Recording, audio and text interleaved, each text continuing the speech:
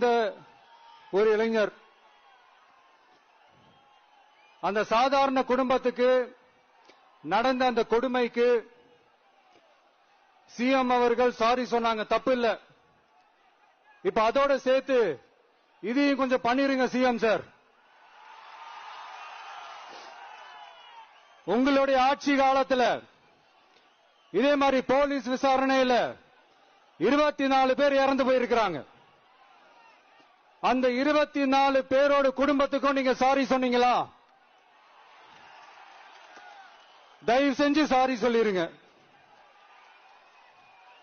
அஜித்குமார் அவர்கள் குடும்பத்துக்கு நீங்க கொடுத்த நிவாரணம் மாதிரி இந்த 24 பேர் குடும்பத்துக்கும் நீங்க நிவாரணம் கொடுத்தீங்களா?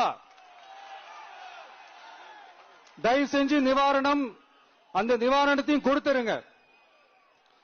சாத்தான்குளம் ஜபராஜ் பெனிக்ஸ் அந்த கேஸ் வந்து